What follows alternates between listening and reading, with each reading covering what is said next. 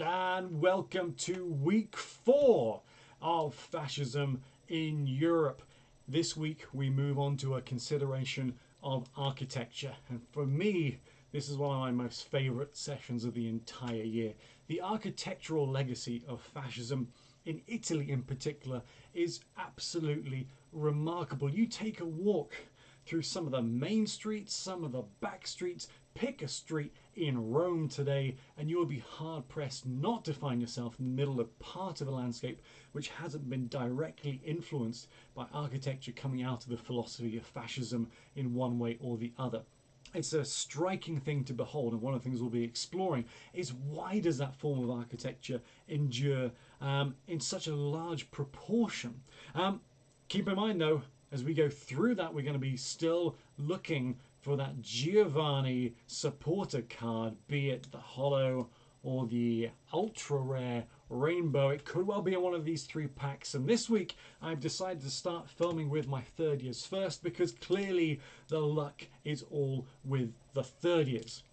Let's see if that holds true for a 4th consecutive week. They've certainly been winning this competition so far. So what are we thinking about? Well, we'll be thinking a little bit about the philosophy of fascism and how that evolves and manifests into, it's upside down, how that evolves and manifests into the cultural landscapes that we see. You know, I've always, from day one, said a lot of what I'll be looking at in relation to fascism is the cultural legacy of it. Of course, we're going to deal with the political side of it, but I'm interested in seeing how the philosophy affects the lives of men, women, children, different racial groups, how the cultural aspect of that narrative changes, but also in terms of how things like cinema is influenced, how popular fashion changes in response to the emphases of fascism. But we also begin to explore architecture. Now, the type of influences that we're dealing with aren't exclusive to Italy. We're dealing with an architectural movement that isn't, strictly speaking, just to do with fascism. We've already touched on the futurists, and they're playing their part. Ooh, cool. Haven't actually had that one before. Electa Buzz, happy to see you. Take Senate House in the middle of London, that remarkable University College of London building. That ticks so many boxes of fascist architecture, and it just sort of highlights, you know, Senate House is not a fascist building. What have we got? Oh, is that going to be a rare? Secret rare? No, it's not a secret rare, so no quiz based on that. Last card for this pack. And Toxicity and the energy. Okay. Perhaps the luck is running out for the third years. Senate House, not a fascist building, but would not look out of place in the middle of, say, late 1930s Rome. So we'll touch a little bit about how that philosophy is spreading out across Europe, and just reinforcing the fact that it's not exclusive to Italy. But we will be drilling down into some of the examples that we see. We'll focus a lot on northern Italy, psychic energy, focus a lot on northern Italy, where we see, I mean, that's really sort of the stronghold of the political wing of Italian fascism, and we'll give special attention to places like Como, and look at some of the striking administrative buildings that are being introduced there that sort of set the template, if you like, for architectural fascism that runs across the rest of Europe. But the main focus of the session, and you can see it on that side of this video, is the Esposizione Universale di Roma, essentially the World's Fair that would have come to Italy in 1942 were it not for some minor international conflicts that were playing out at the time.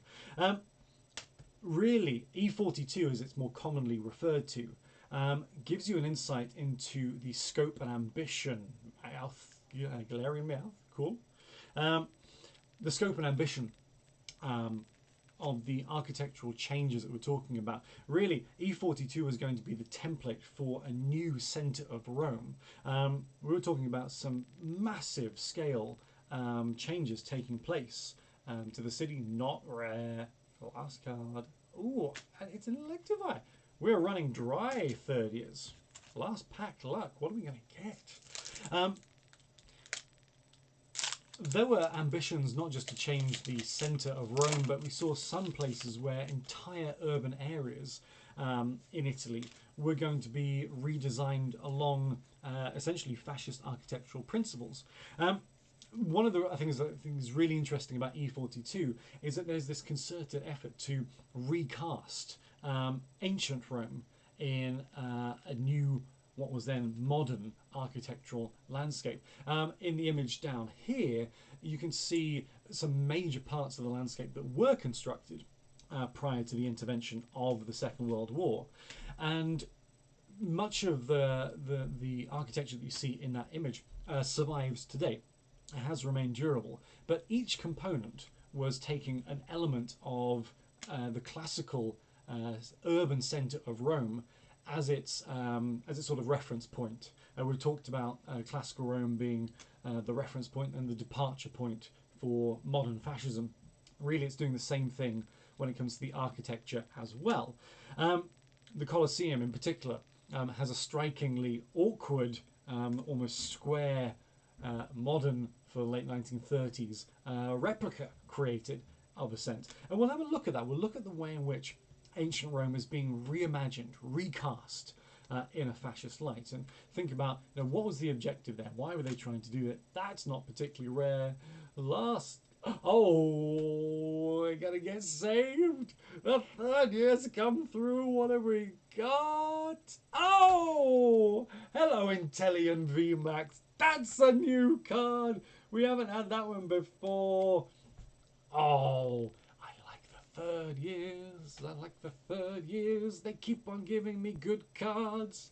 Oh, hello, Inteleon. Zoom in. Look at you. Look how shiny you are. You unusually gun-toting Pokemon. Good stuff. We end on a high note, and the box behind me, still untouched. Where is it? It's there. Still unopened because of that card pull. The tension continues to rise. So, good card pull. And you get a sense of what we're going to be looking at this week. It's all about architecture and the way in which Rome itself was being profoundly changed. Italy was being changed, and you see that through the architecture. We'll also have a quick think about why so much fascist architecture survives in Italy as opposed to, say, for instance, Germany, where there was a concerted effort to wipe the slate clean and get rid of all of those architectural legacies. I say all, at least the most recognisable elements of the architectural landscape of Nazi Germany. Some elements of it do survive in very small quantities, but we'll think about the why behind that. Why does one ideology's manifestations persist, remain sort of quite a celebrated part of the Italian landscape, and why was it completely stripped away by and large in the German context? That's going to be our session for Tuesday. We have, actually I haven't checked, I don't think this is secret. 50 out of 192. No, I didn't think it was secret, so I don't have to perform. I had a singing number developed for some of you guys, but there is one additional reading, and it is a very well-earned additional reading. I'll give that to you later on Monday. I'll see you all on Tuesday afternoon. Thanks again, third years. This is going really well.